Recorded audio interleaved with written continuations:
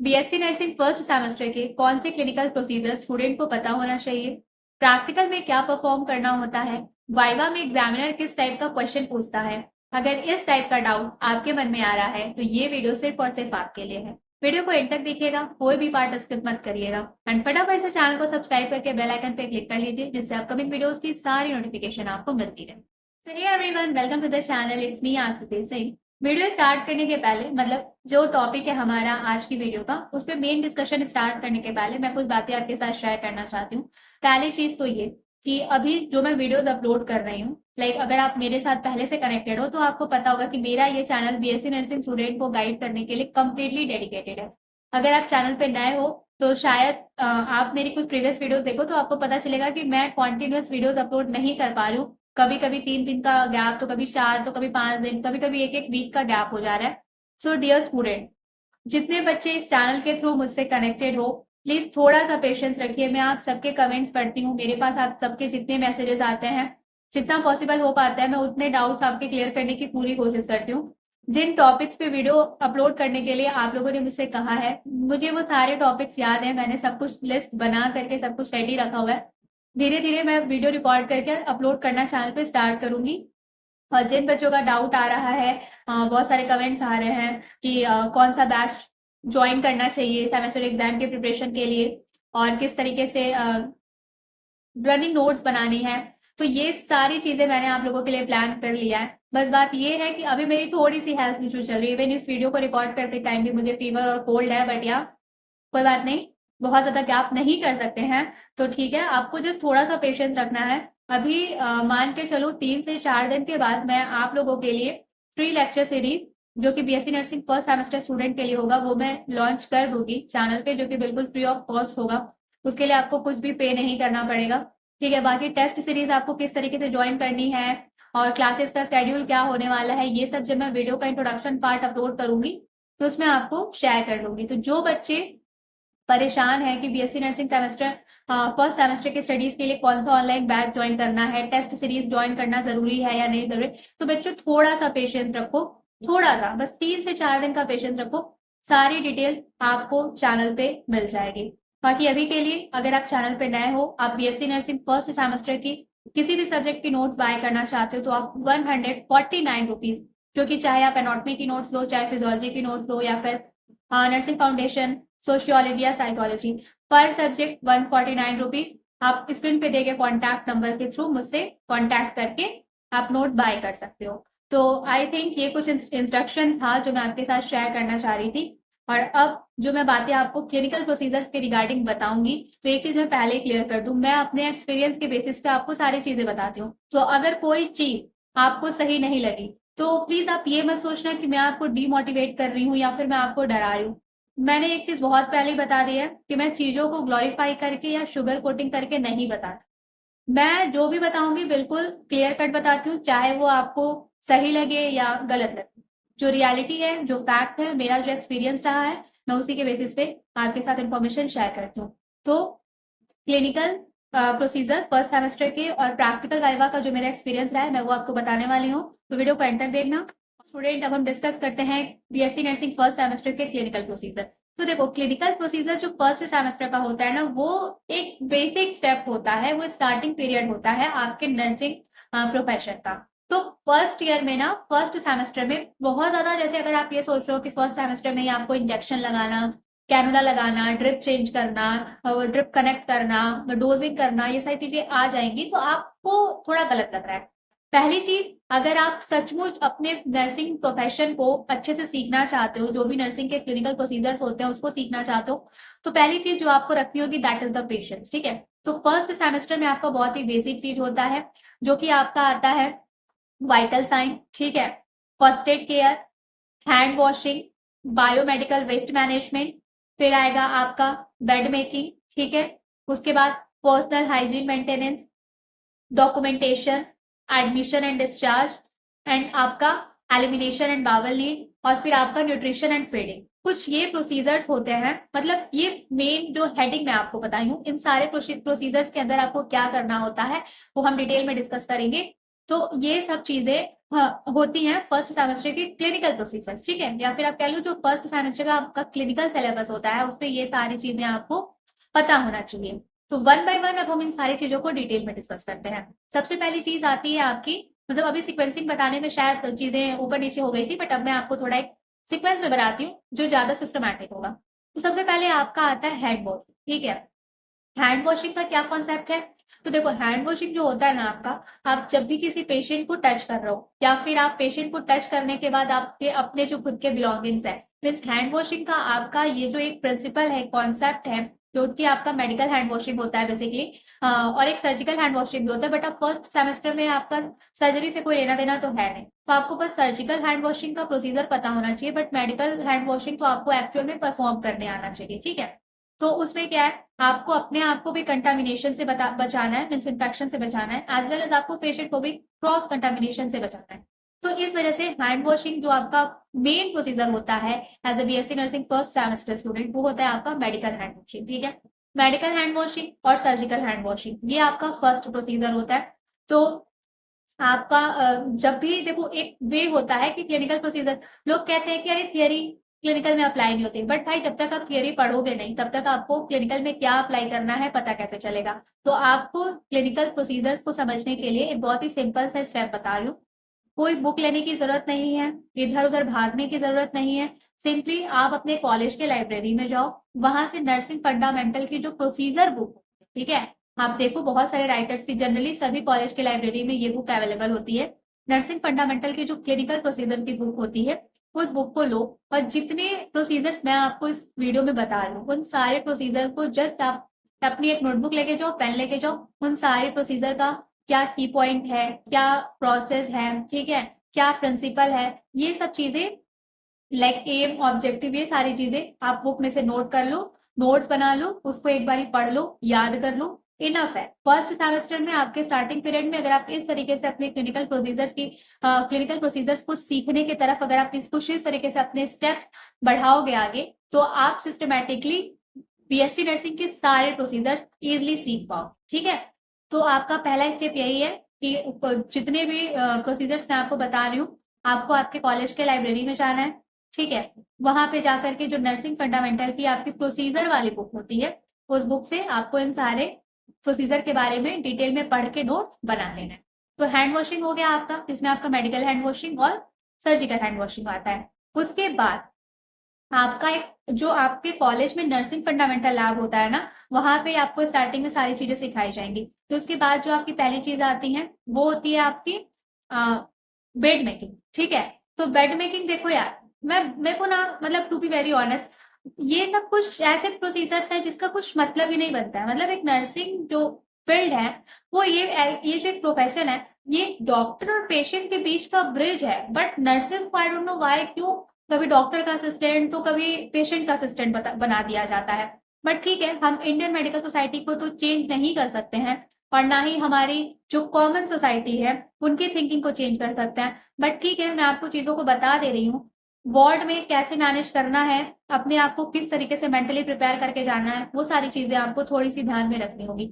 तो bed making क्या होता है जनरली, मतलब प्रोफेशनली अगर आप देखो तो बेड मेकिंग का ये पर्पज होता है कि आप पेशेंट को इन्फेक्शन, ठीक है, से बचा पाओ, उसका हाइजीन मेंटेन करा पाओ, एंड मोस्ट इंपॉर्टेंट उसको बेड सोर से प्रिवेंट कर पाओ, ठीक है। इसलिए बेड मेकिंग नर्सिंग के लिए क्लिनिकल प्रोसीजर होता है। लेकिन बेड मेकिंग को हॉस्पिटल में पता है कैसे करवाया जाता है? मतलब जनरल वार्ड है, जनरल वार्ड में सुबह सुबह बच्चे जाते हैं जो स्टूडेंट नर्सेज होती हैं फर्स्ट सेमेस्टर की, ग्लव्स पहना दिया जाएगा, कभी कभी ग्लव्स भी नहीं दिया जाएगा, एंड बोला जाएगा सबकी चादरें सही करो, सबकी सारे पेशेंट की बेडशीट ठीक करो। तो मुझे पता है फर्स्ट सेमेस्टर में ये करने में ना मुझे रोना आ जाता था भाई, क्योंकि जनरल वार्ड के सारे पेशेंट ठीक होते हैं, उनको इतना कोई सीरियस कंडीशन नहीं होता है, साथ ही साथ उनके अटेंडर्स भी होते हैं, और जनरल वार्ड में इतनी भीड़ होती है, आप स्टूडेंट नर्सेस को जा करके वहां पे चादर सही करनी है, बेड मेकिंग करना है, तो एक तरीके का ना एक अजीब सा इमेज बन जाता है। फिर वहां के जो पेशेंट हैं, जो अटेंडर है, वो उनको अपना सर्वेंट समझने लगते हैं, और बेचारे फर्स्ट सेमेस्टर के स्टूडेंट कुछ बोल भी नहीं पाते। तो ये सारी चीजें ना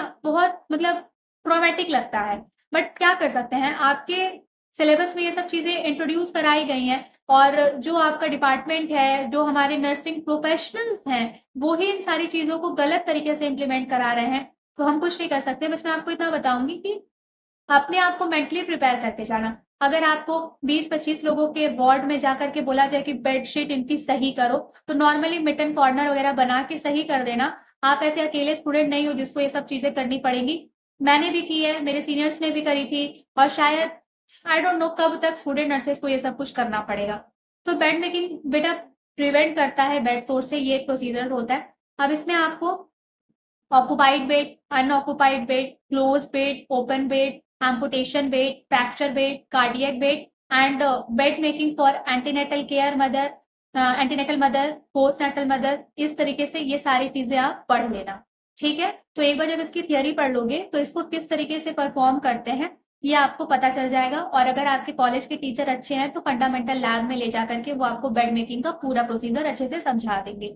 ठीक है, तो जब तक बेड मेकिंग का प्रोसीजर फंडामेंटल लैब तक और आईसीयू तक रहता है, हॉस्पिटल के आईसीयू तक, तब तक तो चीजें बहुत सही रहती हैं। लेकिन जब स्टूडेंट नर्सेस से जनरल वार्ड, जहाँ के पेशेंट बिल्कुल ठीक हैं, जस्ट उनको थोड़ा बहुत कुछ इलेक्ट्रोलाइट इम्बैलेंस या फिर थोड़ा बहुत कुछ बैरल सिंड्रोम हुआ है तो एडमिट किया गया है, तब उन पेशेंट की भी जब बेडशीट ठीक करवाई जाती है ना बच्चों से, तो लिटरली मैं जब करती थी तो मुझे भी बहुत बुरा लगता था अपने लिए। फिर जब मैं अपने जूनियर्स को देखती थी ये सारे काम कर रही तो मुझे उनके लिए भी बुरा लगता था।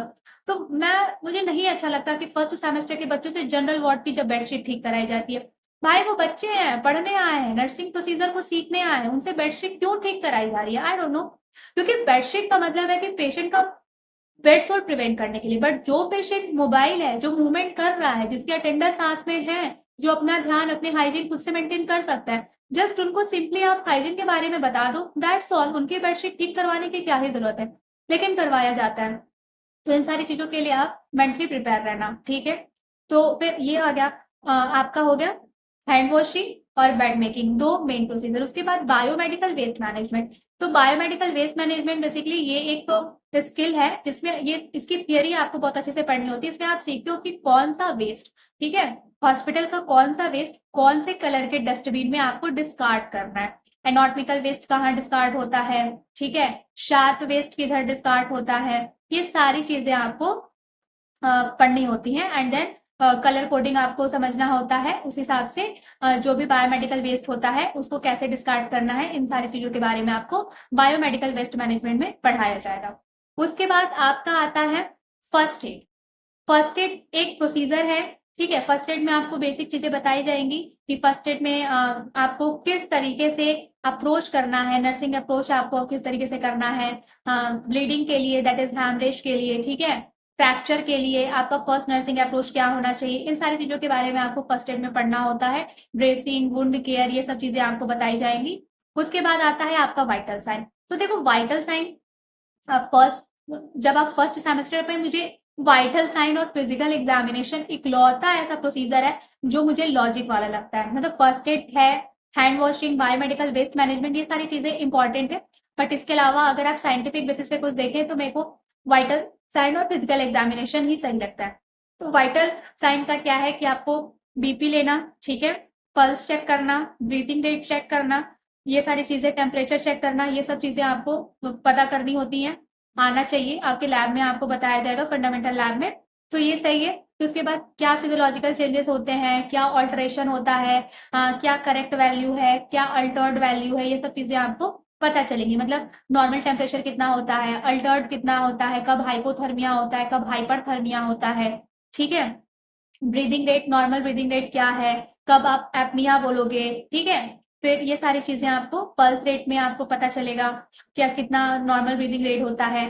फिर एज वाइज मतलब एडल्ट में कितना है, और फिर न्यूबॉर्न का कितना है, ये सारी चीजें आपको वाइटल साइन में पढ़ना होता है। उसके बाद आपका आता है फिजिकल एग्जामिनेशन। तो फिजिकल एग्जामिनेशन में आपको बॉडी का मतलब like observation, that is inspection, ठीक है, आपका आएगा, परकशन आएगा, पाल्पेशन आएगा, ऑस्कल्टेशन आएगा, इस तरीके से आपको फिजिकल एग्जामिनेशन परफॉर्म करना होता है। इसमें न्यूरोलॉजिकल एग्जामिनेशन, जिसमें आपको न्यूरोलॉजिकल एग्जामिनेशन जो एमएससी, वो तो आपका मेंटल स्टेटस एग्जामिनेशन आपको आगे जाके 6th सेमेस्टर में पढ़ना होगा, लेकिन बेसिक लेवल पे फर्स्ट सेमेस्टर में जो फिजिकल एग्जामिनेशन होता है उसमें आपका ऑब्जर्वेशन जिसको आप इंस्पेक्शन बोलते हो, तो किस तरीके से पेशेंट की बॉडी को इंस्पेक्ट करना है, मीन्स स्कार, लेजन, कोई अनवांटेड, सॉरी नॉट अनवांटेड, मतलब कुछ unusual changes, pulse pulse formation, bluish colouration, ठीक है, जिसको साइनोसिस बोलते हैं। ये सारी चीजें आपको पता करनी सिखाई जाएगी फिजिकल एग्जामिनेशन में। फिर आपको रिफ्लेक्सेस कैसे चेक करना है, नी हैमर, ट्यूनिंग फॉर्क की हेल्प से। उसके बाद आपका परकशन, पाल्पेशन, किस तरीके से एब्डोमेन को पाल्पेट करके एब्डोमिलिटी फाइंड आउट करनी होती है। ऑस्कल्टेशन, क्या नॉर्मल साउंड होता है, क्या एबनॉर्मल साउंड होता है। तो कुछ चीजें आपको बेसिक लेवल पे फिजिकल एग्जामिनेशन की फर्स्ट सेमेस्टर में बताया जाता है, और जब आप पेशेंट पे कभी कभी परफॉर्म करने का भी मौका मिलता है, ठीक है। तो देखो, जो क्लिनिकल लर्निंग है ना, वो टोटली डिपेंड करती है कि आपके टीचर्स कैसे हैं, या फिर आपका जिस हॉस्पिटल के वार्ड में ड्यूटी लगा है वहां के स्टाफ कैसे हैं। कुछ स्टाफ बहुत अच्छे होते हैं, वो सोचते हैं कि अगर बच्चों की ड्यूटी लगी है तो हम उनको सिखा दें, जितना पॉसिबल हो उनको बेसिक लेवल पे हम उनको चीजें बताएं। बट कुछ स्टाफ ऐसे होते हैं ना, जब वो देखते हैं कि स्टूडेंट वार्ड में आए हैं तो उनको अपना सर्वेंट समझ लेते हैं, उनसे अपना सारा काम कराते हैं, बट उनको एक्चुअल में कुछ भी सिखाते नहीं है। तो यहाँ पे टीचर की गलती होती है। टीचर अगर वार्ड में राउंड लेने आए, देखे कि वो स्टूडेंट को एक एक प्रोसीजर भी अगर डेली सिखाए, तो बच्चे बहुत कुछ सीख सकते हैं। तो आपकी क्लिनिकल लर्निंग कहीं ना कहीं आपके टीचर्स के एफर्ट और आपके जिस वार्ड में ड्यूटी लगी है वहां के स्टाफ कैसे हैं इस पे डिपेंड करता है। क्योंकि फर्स्ट सेमेस्टर में आपको लिटरली कुछ भी नहीं पता होता है। हाँ, सेकंड सेमेस्टर, थर्ड सेमेस्टर तक आपकी कई बार ड्यूटी लग चुकी होगी, तो आप चीजों को देख देख के थोड़ा समझ जाओगे। बट फर्स्ट सेमेस्टर में सब कुछ नया होता है। तो अगर थोड़ी आपको मतलब थोड़ा आपको ऐसा लग रहा है कि यार बस आ रहे हैं और वापस चले जा रहे हैं, कुछ भी सीख नहीं रहे हैं, तो परेशान मत होना। स्टार्टिंग पीरियड मोस्टली ऐसा ही होता है। तो फिर ठीक है, फिजिकल एग्जामिनेशन तक ये सारी चीजें आपको बताई जाएंगी।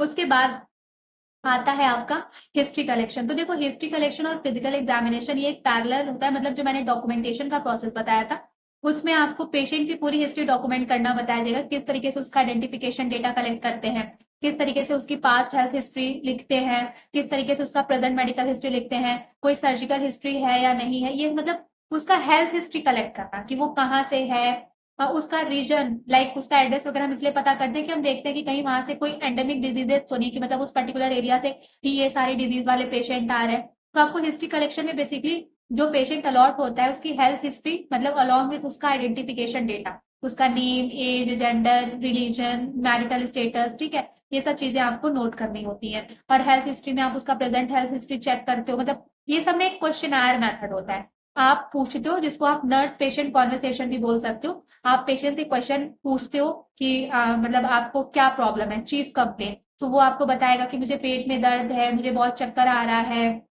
फिर नोजिया लगता है, बट वॉमिटिंग नहीं होती है। वो आपको अपनी सारी प्रॉब्लम, जो जो प्रॉब्लम्स बताएगा। चीफ कंप्लेन आप लिखोगे तो चीफ कंप्लेन में साथ में ऐसे लिखते हैं, मान लो एब्डोमिनल पेन, आपको पेशेंट ने बोला कि मेरे को पेट में बहुत दर्द हो रहा है, तो आप उसे पूछोगे कितने दिन से दर्द हो रहा है। तो ये आपकी कुछ स्किल्स होती है जो आप फर्स्ट ईयर में सीखते हो कि किस तरीके से आपको पेशेंट की हेल्थ हिस्ट्री कलेक्ट करनी है। तो वो आपका क्वेश्चन मेथड होता है। आप कुछ क्वेश्चन पेशेंट से पूछते हो, उसके बेसिस पे आप उसकी हेल्थ हिस्ट्री कलेक्ट करते हो, ठीक है। फिर आप उसका पूरा एक डॉक्यूमेंट रेडी करते हो, तो वो आपका डॉक्यूमेंटेशन का प्रोसेस होता है फर्स्ट सेमेस्टर में। बाकी अगर ऐसे आप डॉक्यूमेंटेशन का प्रोसेस देखो तो उसमें पेशेंट का एडमिशन फाइल रेडी करना, फिर पेशेंट का जो भी डेली बेसिस पे डोजिंग हो रहा है उसका ड्रग फाइल मेंटेन रखना, उसके वाइटल चार्ट को कंप्लीट करना, फिर जब पेशेंट डिस्चार्ज हो रहा है तो उसका डिस्चार्ज समरी रेडी करना, ये सब एक कंप्लीट डॉक्यूमेंटेशन प्रोसेस होता है। बट फर्स्ट सेमेस्टर में आपका उस पेशेंट का सिर्फ हेल्थ हिस्ट्री कलेक्ट करना, उसका रिपोर्ट रेडी करना और उसके फिजिकल एग्जामिनेशन की फाइंडिंग को नोट डाउन करना, यही आपका डॉक्यूमेंटेशन होता है। फिर इसके अलावा देखो, बेसिक लेवल पे आपको इतनी चीजें ही बताई जाएंगी, ठीक है। तो इसके अलावा आपका हाइजीन आता है। तो हाइजीन मेंटेनेंस में क्या होता है, जैसे कि सबसे पहली चीज तो आपका आपका पर्सनल हाइजीन, जैसे कि आपको आपके नेल्स बिल्कुल बड़े नहीं रखने होते हैं, आपको अपने हेयर्स को हेयर बन बना के रखना होता है टाई करके, ठीक है। बॉयज के लिए क्या होता है कि नेल्स बिल्कुल शॉर्ट होने चाहिए, बाल बिल्कुल छोटे होने चाहिए। बट पेशेंट के टूवर्ड्स जो नर्सिंग का हाइजीन मेंटेन करने का प्रोसीजर होता है वो होता है नेल केयर, हेयर केयर, ठीक है, आई केयर, ओरल केयर, मतलब आपको पेशेंट का हाइजीन मेंटेन कराना है। तो अगर आपके टीचर सपोर्टिव हैं तो वो आपको बोलते हैं कि आप अटेंडर, मतलब जो पेशेंट के साथ उनके फैमिली मेंबर है, उनसे बोल के उनका नेल कट करा दो। बट वहीं ऐसा भी होता है कि कुछ लोग स्टूडेंट को ही बोलते हैं कि सारा काम करो, तो पेशेंट के नेल कट करना, ठीक है, पेशेंट के बाल कंघी करना, पेशेंट का ओरल केयर लाइक उसे ब्रश कराना, और फिर उसका आई केयर, मतलब ऐसे आई से कोई डिस्चार्ज वगैरह हो रहा है तो वो सब क्लीन करना, ये सब काम करना पड़ता है। तो देखो ये सब काम जब आईसीयू में करना हो तो चीजें समझ आती हैं कि पेशेंट हेल्पलेस है, वहां पे पेशेंट का ध्यान रखने के लिए नर्स ही है। लेकिन जब जनरल वार्ड के पेशेंट का ये सब काम करवाया जाता है तब ये चीजें बहुत ही थोड़ी सी मतलब अनप्लीजेंट हो जाती है, अनप्रोफेशनल हो जाता है। बट ठीक है, कहीं ना कहीं ये भी लोग बोलते हैं कि जब आप जनरल पेशेंट पे लर्निंग करोगे तभी आप आईसीयू पेशेंट के साथ डील कर पाओगे। तो ठीक है, अब तो जो सिस्टम है वो सिस्टम है, उसको अगर प्रोफेशनली इम्प्लीमेंट कराया जाए तो नर्सिंग स्टूडेंट की स्टूडेंट लाइफ डिग्निटीफुल, रिस्पेक्टफुल हो सकती है। बट हमारे इंडियन सोसाइटी में नर्सिंग स्टूडेंट हो चाहे नर्सेज हो, आई डोंट नो व्हाई उनको एक असिस्टेंट की तरह ट्रीट किया जाता है। जितना इस प्रोफेशन को नोबल बताया जाता है, बट आई डोंट नो फिर इस प्रोफेशन में रहने वाली नर्सेज को नोबल क्यों नहीं लोग समझते हैं। ठीक है, आप क्या ही कर सकते हैं। तो ये आपके प्रोसीजर्स है बेटा। इसके अलावा यूनिट क्लीनिंग, तो यूनिट क्लीनिंग में बेसिकली कुछ करना नहीं होता है। पेशेंट को एक बेड साइड टेबल मिला होता है ना, उसके बेड के बगल में जो टेबल होता है उसका आपको चेक करना होता है कि उसकी सारी मेडिसिन वगैरह अच्छे से रखी हुई हैं कि नहीं है। वहां पे डस्ट तो नहीं, अगर डस्ट वगैरह होता है तो कॉटन, स्प्रेड कॉटन लेकर के वो सारी चीजें क्लीन करनी होती हैं। तो ये यूनिट क्लीनिंग होती है आपकी। इसके ये आपके क्लिनिकल प्रोसीजर्स ही हैं, इसके अलावा आपका कुछ और खास क्लिनिकल प्रोसीजर नहीं होता है। बाकी न्यूट्रिशन एंड फीडिंग जो होता है, देखो न्यूट्रिशन एंड फीडिंग आपके सेकंड सेमेस्टर का है, क्योंकि आप सेकंड सेमेस्टर में बायोकेमिस्ट्री और न्यूट्रिशन आपका एक सब्जेक्ट है वो आप पढ़ते हो, और सेकंड सेमेस्टर में ही आप नर्सिंग फाउंडेशन का वॉल्यूम सेकंड भी पढ़ते हो। फर्स्ट सेमेस्टर में तो सिर्फ एक ही वॉल्यूम है आपका। तो इस तरीके से जो न्यूट्रिशन एंड फीडिंग है कि पेशेंट को किस तरीके से आरटी फीडिंग करानी है, मतलब नाक में जो वो नली लगी रहती है आपने देखा होगा, उसको किस तरीके से फीड कराना है पेशेंट को उसके थ्रू। ठीक है, तो ये सारी चीजें आपको सेकेंड सेमेस्टर में करनी होती है। बट कभी कभी फर्स्ट सेमेस्टर में भी अगर टीचर्स सपोर्टिव हैं, वो इंटरेस्ट ले रहे हैं आपको प्रोसीजर सिखाने में, तो पेशेंट को किस तरीके से फीड कराना है, किस तरीके से खाना खिलाना है, किस तरीके से उसका ध्यान रखना है, ये सारी चीजें भी आपको बताई जाती है। इसके अलावा फर्स्ट सेमेस्टर में आई डोंट थिंक कि हम कुछ मिस कर रहे हैं, इतनी ही चीजें रहती हैं। थोड़ा बहुत एक दो प्रोसीजर, मतलब इसी प्रोसीजर को ना 3-4 तरीके से घुमा फिरा के कुछ लोग परफॉर्म कराते हैं। बट अगर आप एक सिस्टमैटिक वे में देखो तो सिर्फ इतने ही प्रोसीजर्स हैं जो फर्स्ट सेमेस्टर के लेवल पे आपको आना चाहिए। अब इसके अलावा फर्स्ट सेमेस्टर में अगर आपको सैंपल कलेक्ट करना और ड्रिप लगाना, बॉटल जो चलती है, फ्लूइड जो चलता है वो ड्रिप कनेक्ट करना, कैनुला बिगो लगाना, बिगो आउट करना, ये सारी चीजें आप सीखने के लिए परेशान मत होना, क्योंकि अभी आप फर्स्ट सेमेस्टर में पेशेंट से पहली पहली बार मिलोगे। ठीक है, तो आपको एग्जैक्टली नहीं पता है कि किस तरीके से वेन को कहाँ से प्रेस करते हैं। ठीक है, किस तरीके से ग्रिप बनाते हैं, किस तरीके से कैमला को सपोर्ट देकर के उसकी मतलब उसको अनकैप करके किस तरीके से उसमें ड्रिप कनेक्ट करते हैं। तो स्टार्टिंग में ये सारी चीजें देखो करने के लिए बहुत क्यूरियोसिटी होती है, बट मैं बोलूँ क्योंकि पेशेंट भी मतलब यार उसको पेन होता है ना, तो खुद को सीखने के लिए किसी और को तकलीफ मत देना। स्टार्टिंग में ऑब्जर्व करना, आपके सीनियर्स करेंगे, उन पर अप्रोच करना, जो भी आपके सीनियर रहते हैं वार्ड में ड्यूटी में कि सर मैम, उनकी हेल्प लेकर के ड्रिप कनेक्ट करना, ड्रिप निकालना, वीगो लगाना, वीगो आउट करना, ये सारी चीजें धीरे धीरे सीखना। फर्स्ट सेमेस्टर में बहुत ज्यादा परेशान मत होना, क्योंकि फर्स्ट सेमेस्टर से लेकर के फाइनल सेमेस्टर तक, उसके बाद आपकी 8th सेमेस्टर में जो इंटर्नशिप है, आपको बहुत बार क्लिनिकल ड्यूटी लगेगी, आपकी करनी पड़ेगी आपको 8-8 घंटे की, 12-12 घंटे की। तो मतलब 12 घंटे की ड्यूटी तो जनरली सिर्फ आपको इंटर्नशिप में ही करनी पड़ेगी, उसके पहले तो सिर्फ 6 घंटे या 8 घंटे की आपकी ड्यूटी रहेगी। तो आपको परेशान होने की जरूरत नहीं है, टाइम के साथ आपको सारी चीजें आ जाएंगी। और देखो टू बी वेरी ऑनेस्ट, अगर आप किसी अच्छे कॉलेज से हो तो वहां पे आपको OT that is operation theatre की भी कुछ चीजें बताई जाएगी। बट अगर आप एक नॉर्मल एवरेज कॉलेज से एडमिशन ले रहे हो तो वहां पे बहुत ही बेसिक प्रोसीजर्स बताए जाते हैं, जैसे कि आप जो मैंने आपको बताया वो सारी चीजें, प्लस उसके अलावा आपको डोजिंग, ठीक है, वीगो इंसर्शन, बहुत रेयरली ट्रैकेस्टोमी वगैरह बता दिया जाता है, बट ये बिल्कुल भी बहुत रेयरली, मोस्टली इसके अलावा आपको dosing, Vigo insertion, sample collection, यही सारी चीजें बताई जाएंगी। इसके अलावा कुछ भी नहीं। तो बहुत ज्यादा परेशान भी होने की जरूरत नहीं है, बहुत ज्यादा एक्सपेक्टेशन रखने की भी जरूरत नहीं है। बस इतना समझो कि बेसिक लेवल पे जो सीख सकते हो वो तो आप सीखोगे ही। इसके अलावा अगर आपको नर्सिंग के क्लिनिकल प्रोसीजर्स में बहुत ही ज्यादा इंटरेस्ट है, तो जब आप अपने ट्रेनिंग पीरियड, जब आप जॉब पीरियड पे जाओगे ना, तो वहां पे आपको टाइम के साथ साथ चीजें सीखने को मिलेगी। तो फर्स्ट सेमेस्टर के क्लिनिकल प्रोसीजर्स इतने ही हैं, तो बहुत ज्यादा टेंशन लेने की जरूरत नहीं है।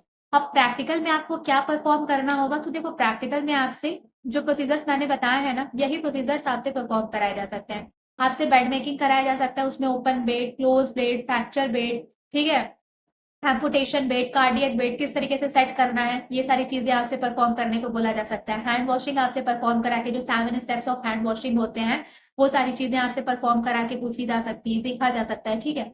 इसके अलावा वाइटल साइन, एक पेशेंट होता है, मतलब एक स्टूडेंट को पेशेंट बना दिया जाता है, एक स्टूडेंट को नर्स बना दिया जाता है, सिनेरियो बेस्ड प्रैक्टिकल जिसको बोलते हैं, उसमें आपको पेशेंट का वाइटल साइन लेना होगा, उसका हिस्ट्री कलेक्ट करना होगा, उसका फिजिकल एग्जामिनेशन करना होगा।